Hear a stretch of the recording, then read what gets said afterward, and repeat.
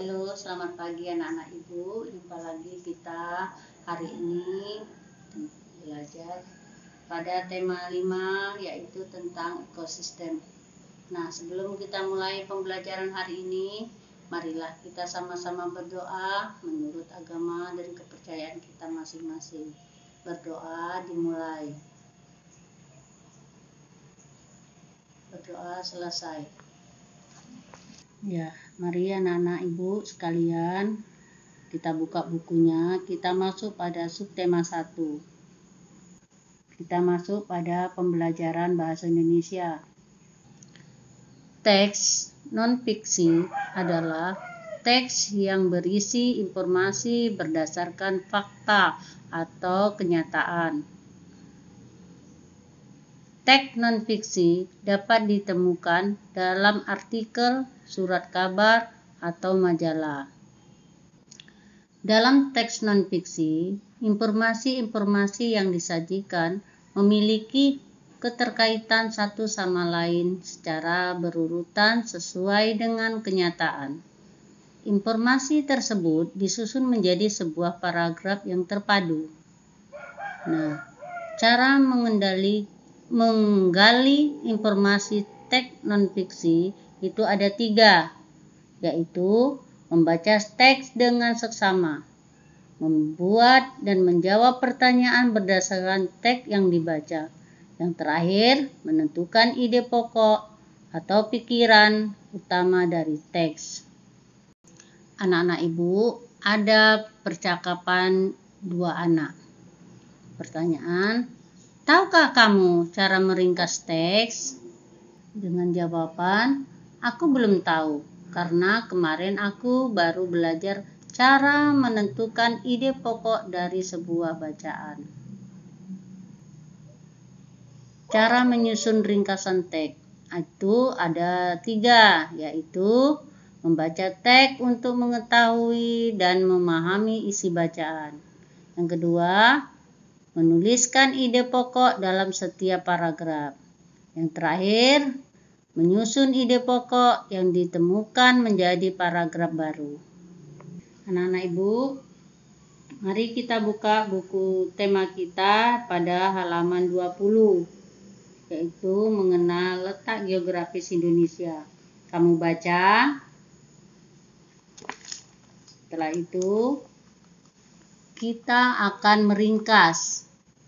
Nah, ide pokok pada paragraf pertama, yaitu letak geografis adalah letak suatu daerah berdasarkan kenyataan di permukaan bumi. Paragraf yang kedua, ide pokok pada paragraf tersebut, yaitu letak geografis Indonesia berada di antara 2 benua dan 2 samudra. Yang terakhir, paragraf yang ketiga, Indonesia adalah negara kepulauan yang terdiri lebih dari 17.000 pulau. Nah, anak-anak ibu, dari ringkasan teks yang tadi kamu baca, maka terdapatlah letak Indonesia adalah letak suatu daerah berdasarkan kenyataan di permukaan bumi. Letak geografis Indonesia berada di antara 2 benua dan 2 samudra. Indonesia adalah negara kepulauan yang terdiri lebih dari 17.000 pulau. Nah, di sini ada tampilan.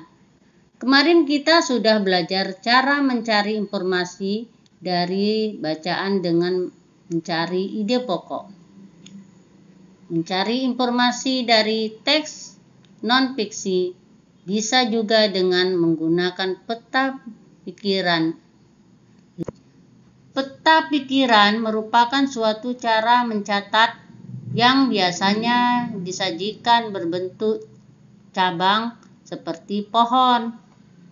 Cara menguraikan informasi dengan peta pikiran, yaitu tentukan ide pokok setiap paragraf dari teks.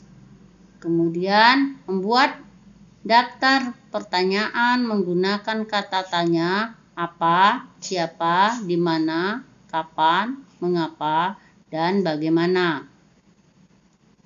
Menuliskan informasi penting tersebut dalam bentuk peta pikiran. Anak-anak Ibu, perhatikan teks non-fiksi berikut. Kamu buka halaman 38. Kamu baca, yaitu daur hidup hewan. Nah, anak-anak Ibu, daftar pernyataan berdasar. Anak-anak Ibu, dari hasil teks yang kamu baca, daftar pertanyaan berdasarkan teks itu ada 3. Apa yang dimaksud dengan daur hidup? Berapa jenis metamorfose yang ada? Bagaimana proses daur hidup kupu-kupu? Nah, pokok pikiran, Ibu ralat ya, peta pikiran. Nah, peta pikiran daur hidup hewan. Daur hidup adalah tahapan pertumbuhan dan perkembangan suatu hewan. Ada 2 jenis. Metamorfose, yaitu metamorfose sempurna dan tidak sempurna. Proses daur hidup kupu-kupu mulai dari telur, ulat, kepompong, dan kupu-kupu. Nah, sekarang kita masuk pada pembelajaran IPA. Semua makhluk hidup memerlukan lingkungan tertentu untuk memenuhi kebutuhannya. Makhluk hidup berinteraksi dengan sesamanya maupun dengan lingkungan hidupnya. Hubungan timbal balik antara makhluk hidup dan lingkungannya disebut ekosistem. Jenis-jenis ekosistem. Ekosistem air, ekosistem darat. Ekosistem air tawar, ekosistem air laut. Kemudian ekosistem darat, yaitu ekosistem hutan hujan, ekosistem padang rumput, ekosistem gurun, dan ekosistem tundra. Komponen ekosistem ada 2, yaitu komponen biotik atau makhluk hidup, yaitu manusia, hewan, dan tumbuhan. Ekosistem abiotik, benda tak hidup, yaitu tanah, udara, air, cahaya, matahari. Dalam kehidupan, hewan membutuhkan makanan. Hewan tidak dapat membuat makanannya sendiri. Oleh itu, hewan memerlukan makhluk hidup lain untuk dijadikan sumber makanan. Setiap hewan mempunyai jenis makanan yang berbeda. Jenis makanan hewan ada 2, yaitu tumbuhan. Bagian tumbuhan yang dimakan hewan adalah daun, buah, bunga, dan biji-bijian. Kemudian hewan lain. Hewan yang memakan hewan lain. Hewan kecil akan menjadi makanan bagi hewan yang berukuran lebih besar. Pengelompokan hewan berdasarkan makanannya, yaitu ada 3. Hewan herbivora, pemakan tumbuhan, yaitu susunan giginya terdiri atas gigi seri dan geraham yang kebar dan kuat. Hewan karnivora atau pemakan daging, memiliki gigi seri, taring, dan geraham atau paruh yang tajam. Yang terakhir, omnivora, hewan pemakan tumbuh-tumbuhan dan hewan lain, yaitu memiliki gigi seri, taring, dan geraham. Lihat contoh-contoh gambar tersebut. Anak-anak Ibu, Perhatikan gambar-gambar tampilan yang Ibu berikan. Ini adalah contoh-contoh hewan, yaitu contoh hewan herbivora. Kemudian contoh hewan karnivora. Yang terakhir contoh hewan omnivora. Nah, anak-anak Ibu, dari contoh-contoh yang Ibu tampilkan tadi, tentunya Ibu harap kamu akan paham dan bisa membeda-bedakan mana hewan-hewan dan pemakan makanan yang dia butuhkan. Sekarang, makhluk hidup memiliki ciri dapat tumbuh dan berkembang, termasuk hewan. Hewan dapat tumbuh dan berkembang karena melalui tahapan daur hidup. Tahukah kamu apa itu daur hidup? Daur hidup adalah proses perubahan bentuk yang dialami makhluk hidup sepanjang hidupnya. Perhatikan, daur hidup hewan. Itu ada dua, yaitu hewan tidak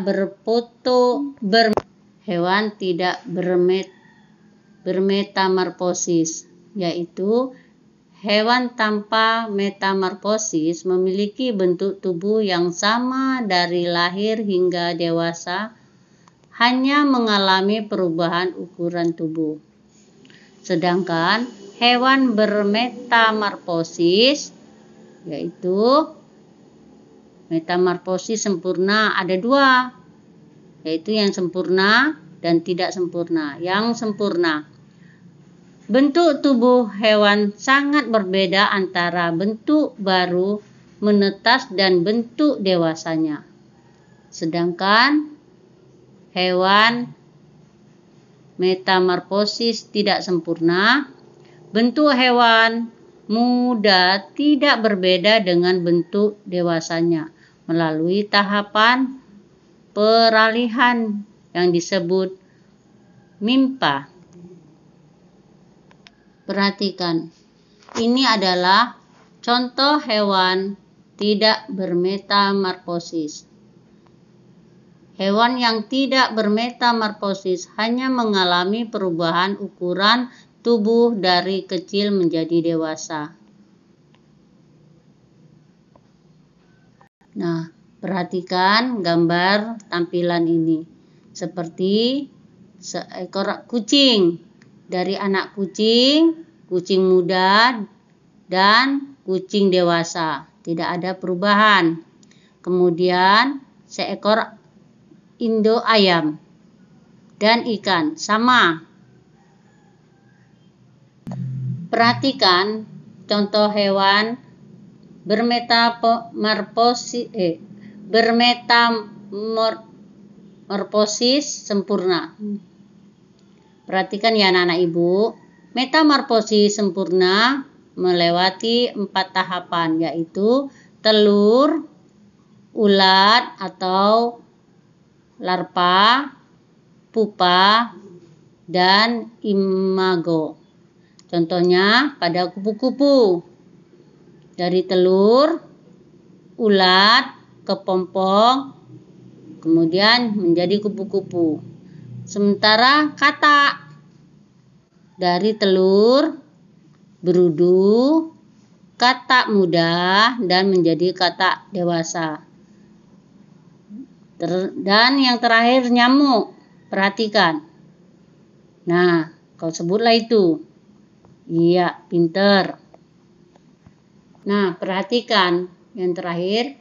Hewan bermetamorfosis tidak sempurna. Metamorfosis tidak sempurna melewati 3 tahapan. Dimulai dari telur, nimpa, dan imago atau dewasa. Yaitu contohnya kecoa, belalang, dan capung. Anak-anak Ibu, dari penjelasan IPA tadi Ibu harap kamu sudah dapat memahami. Dan sekarang kita masuk pada pembelajaran IPS. Masih ingatkah kamu letak geografis Indonesia? Letak geografis Indonesia terletak di antara dua benua, yaitu benua Asia dan benua Australia. Indonesia juga berada di antara dua samudra, yaitu Samudra Pasifik dan Samudra Hindia. Peta adalah gambaran permukaan bumi yang diperkecil pada suatu bidang datar. Luas permukaan bumi dapat diperkecil menggunakan skala. Dengan menggunakan peta, kamu dapat mengetahui kondisi geografis sebuah negara termasuk kenampakan alamnya.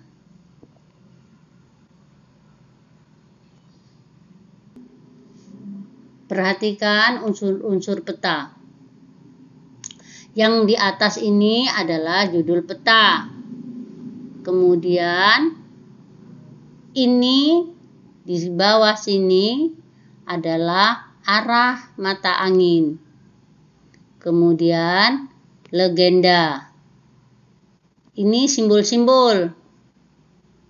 Kemudian ini adalah skala. Pada garis peta ini, pada peta ada kotak ini, itulah garis astronomis. Ini lihat ya, perhatikan. Inilah unsur-unsur pada peta. Kalau kamu melihat dan akan membaca peta, terutama kita perhatikan unsur-unsur petanya dulu. Anak-anak ibu, tentunya kamu masih ingat pada pembelajaran yang lewat. Indonesia merupakan negara maritim. Negara maritim adalah negara yang memiliki luas laut lebih besar dibandingkan dengan luas daratan yang terdiri atas pulau-pulau. Selain sebagian negara kepulauan dan maritim, berdasarkan kondisi geografisnya, Indonesia juga merupakan negara agraris. Negara agraris adalah negara yang sebagian besar penduduknya bekerja sebagai petani dan mengolah lahan pertanian. Perhatikan peta Indonesia berikut. Pada peta di atas, kamu akan menemukan adanya perbedaan warna. Warna daratan ada warna hijau, kuning, coklat muda, coklat tua, dan putih. Warna perairan ada biru muda, biru, dan biru tua. Dari perbedaan warna tersebut, kamu dapat mengetahui kondisi geografis wilayah Indonesia. Perhatikan. Warna putih itu menunjukkan es atau salju. Hitam, gunung. Coklat, pegunungan. Kuning, daratan tinggi. Hijau, daratan rendah. Biru muda, laut dangkal. Biru tua, laut dalam. Gambar geografis berwarna peta. Anak-anak ibu, dengan mengetahui kondisi geografis wilayah, kamu dapat memperkirakan sumber daya alam yang terdapat di wilayah tersebut. Daerah dengan dataran tinggi seperti pegunungan biasanya penduduknya bertani sayuran. Daerah yang lebih rendah biasanya penduduknya bertani padi dengan mengolah sawah, dan daerah yang dekat dengan laut biasanya penduduknya bermata pencarian sebagai nelayan. Dari penjelasan Ibu tadi, pelajaran IPS, Ibu harap kamu bisa memahaminya dan kita lanjutkan pada pembelajaran PPKN. Anak-anak Ibu, ingat pada pembelajaran yang lewat tentang Sumpah Pemuda. Sumpah Pemuda merupakan salah satu peristiwa penting yang memperkuat persatuan dan kesatuan bangsa Indonesia. Sumpah Pemuda merupakan hasil keputusan Kongres Pemuda kedua yang diselenggarakan pada tanggal 27 sampai tanggal 28 Oktober 1928 di Jakarta. Pada saat itu, para pemuda yang berbeda suku, adat, dan bahasa bertekad untuk bersatu dengan membacakan sebuah sumpah.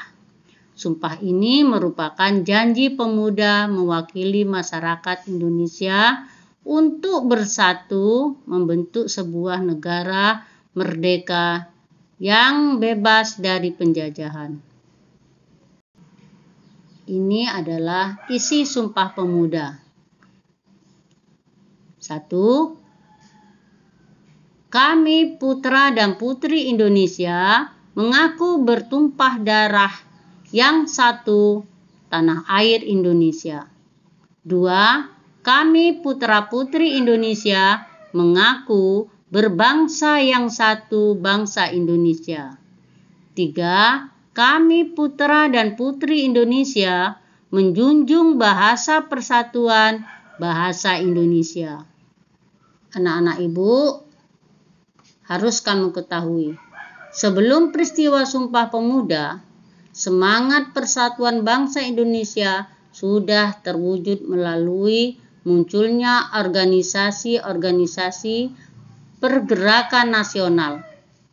Budi Utomo merupakan organisasi yang pertama kali lahir. Organisasi itu didirikan oleh Dr. Wahidin Sudirohusodo dan Sutomo. Mereka berusaha membangkitkan kesadaran masyarakat Indonesia kala itu terhadap pentingnya persatuan dan kesatuan bangsa tanpa perlu mempersoalkan perbedaan agama dan suku. Upaya mempertahankan persatuan dan kesatuan bangsa Indonesia perlu terus dilakukan sampai sekarang. Beberapa cara mempertahankan persatuan dan kesatuan, yaitu saling menghormati dan menghargai, bergotong royong melakukan berbagai kegiatan, memiliki sikap peduli terhadap lingkungan sekitar, menghargai pendapat orang lain, dan memiliki rasa toleransi antar sesama. Anak-anak ibu sekalian, mewujudkan keutuhan dan kesatuan merupakan kewajiban seluruh bangsa Indonesia. Sebagai warga negara, kita berkewajiban menjaga persatuan dan kesatuan dalam lingkungan sehari-hari. Persatuan dan kesatuan NKRI merupakan modal penting dalam pembangunan bangsa. Perlu kamu ingat, sikap yang dapat menjaga persatuan dan kesatuan, yaitu membina sikap toleransi dan tenggang rasa dalam kehidupan sehari-hari, mengembangkan sikap saling menghargai dan menghormati, saling membantu tanpa membedakan suku maupun asal daerah, mengutamakan kepentingan umum daripada kepentingan pribadi, mempelajari berbagai budaya atau kesenian daerah lain. Manfaat membina persatuan dan kesatuan, yaitu terciptanya suasana aman, tertib, dan tentram, terwujudnya lingkungan kehidupan yang harmonis, menumbuhkan rasa persaudaraan dan kekeluargaan, pembangunan bangsa menjadi lancar, keutuhan bangsa tetap terjaga. Anak ibu, dari hari ini pembelajaran tema 5, yaitu pada pembelajaran subtema 1 selesai. Lain hari kita sambung pada pembelajaran berikutnya. Cukup sekian